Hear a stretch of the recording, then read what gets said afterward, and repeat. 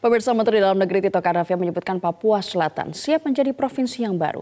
Mantan Kapolri itu memastikan pemekaran Papua tidak terhambat moratorium yang diberlakukan Presiden Joko Widodo sejak 2014 lalu. Rekan saya Eva Wondo akan memaparkannya untuk Anda. Eva Wondo, silahkan dengan pemaparan Anda. Baik, terima kasih Ajeng dan juga pemirsa. Menteri Dalam Negeri Tito Karnavian menyebutkan ada dua aspirasi yang masuk untuk pemekaran wilayah Papua, yakni di kawasan Papua Selatan dan Papua Pegunungan. Namun dari kedua kawasan itu yang sudah siap menjadi provinsi baru adalah Papua Selatan. Hal ini merupakan hasil kunjungan yang dilakukan oleh Tito bersama dengan Presiden Joko Widodo ke Papua pada 27 Oktober. Lalu apa sebenarnya alasan pemekaran ini di tengah moratorium yang sedang diberlakukan oleh pemerintah sejak tahun 2014 lalu? Mari kita cek. Ya, kita lihat dulu pernyataan disampaikan oleh Menteri Dalam Negeri Tito Karnavian. Ini adalah pernyataan Tito Karnavian, pemerintah pusat kemungkinan mengakomodir hanya penambahan 2 provinsi.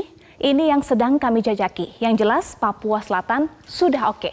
Itu adalah pernyataan dari Tito Karnavian. Lalu rencananya daerah-daerah ini sudah dipetakan yang akan masuk ke Provinsi Papua Selatan. Apa saja? Kita lihat.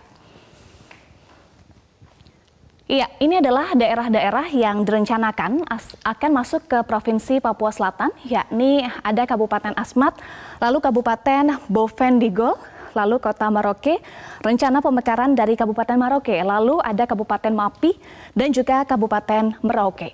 Itu adalah daerah-daerah yang diproyeksikan akan masuk ke Provinsi Papua Selatan. Lalu sebenarnya pertanyaan publik, apa alasan pemekaran Papua? Menurut Mendagri Tito Karnavian ada beberapa alasan. Kita lihat. Iya, ini adalah alasan disampaikan oleh Tito Karnavian. Pertama adalah analisis bidang intelijen, lalu yang kedua mempercepat pembangunan, dan juga yang ketiga menjaga situasi keamanan tetap kondusif. Tapi dari beberapa alasan ini, pemerintah memfokuskan pada alasan yang paling utama adalah pemerataan pembangunan. Mengapa pemerataan pembangunan ini bisa lebih baik kalau adanya pemekaran di Papua Selatan? Karena pemerintah meyakini bahwa dengan adanya pemekaran Papua Selatan, diharapkan pelayanan publik ini bisa menjadi lebih baik dan pembangunan dapat lebih dirasakan oleh masyarakat. Ya, Menko Polhukam Mahfud MD menilai bahwa wacana pemekaran Papua memang sangat dibutuhkan secara politis, ekonomis, dan juga administratif. Namun menurut Mahfud, hal ini tetap perlu diantisipasi agar tidak menimbulkan kecemburuan dari daerah lain yang juga menginginkan hal serupa. Ini kita lihat pernyataan dari Mahfud MD. Iya, Mahfud MD menyatakan bahwa saya sudah bicara dengan Mendagri Tito Karnavian bahwa pemekaran akan dilakukan, tapi tentu dicari jalan-jalan proseduralnya. Yaitu pernyataan dari Mahfud MD, pencarian langkah prosedural bertujuan untuk mencegah timbulnya kecemburuan dari daerah lain di tengah moratorium yang diberlakukan oleh Presiden Joko Widodo sejak tahun 2014 yang lalu. Presiden Joko Widodo sempat menyatakan saat ini ada 183 wilayah di Indonesia yang mengusulkan pemekaran. Hanya saja pemerintah masih memberlakukan moratorium pemekaran daerah sebab anggaran yang dimiliki pemerintah terbatas. Nah, sejak tahun 1999 sampai 2014 ada 223 daerah otonomi baru atau DOB dengan perincian 8 provinsi, 181 kabupaten, dan 34 kota. Maka saat ini Indonesia punya 542 daerah otonom terdiri dari 34 provinsi, 415 kabupaten, dan 93 kota. Ya, kita akan lihat selanjutnya pernyataan dari Mendagri periode sebelumnya, periode 2014-2019 Cahyokumolo. Nah, sebenarnya rencana pemekaran Papua ini juga sempat mengemuka saat Mendagri periode sebelumnya, periode 2014-2019 Cahyokumolo. Cahyo menyatakan bahwa enggak termasuk moratorium, beda lain.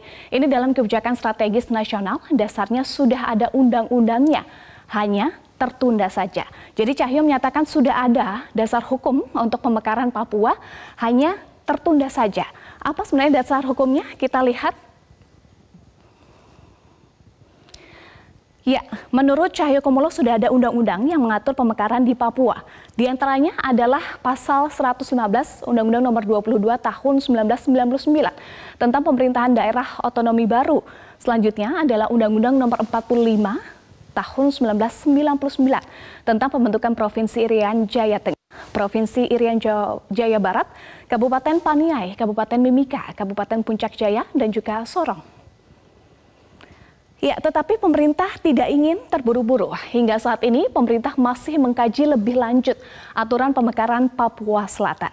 Namun Presiden Institut Otonomi Daerah Johermansyah Johan menyatakan ada peluang tata cara pembentukan daerah otonomi khusus yang mengacu pada Undang-Undang Nomor 23 Tahun 2014 tentang pemerintahan daerah.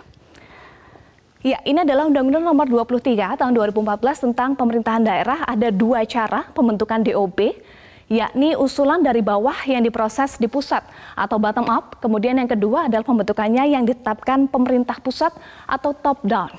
Nah, cara usulan dari bawah kita lihat seperti apa mekanismenya. Iya, ini dia.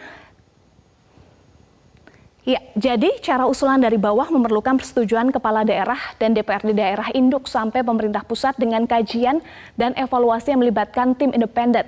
Cara kedua bisa dilakukan dengan 3 alasan, yakni daerah perbatasan, daerah kepulauan terluar, dan alasan lain seperti kepentingan strategis nasional. Nah, pernyataan dari Johermansyah Johan menyatakan bahwa jadi tidak perlu menggunakan mekanisme biasa, pemerintah bisa langsung memekarkan dengan alasan kepentingan strategis nasional atau daerah perbatasan, dan ini bisa memberikan kekhususan untuk Papua. Ya, Ajeng dan juga pemirsa, tentu kita masih akan menunggu hasil kajian dari pemerintah terkait rencana pemekaran Papua Selatan. Baik, terima kasih Eva Wondo atas pemaparannya. Kita tunggu apa yang akan dipaparkan besok hari ya. Terima kasih.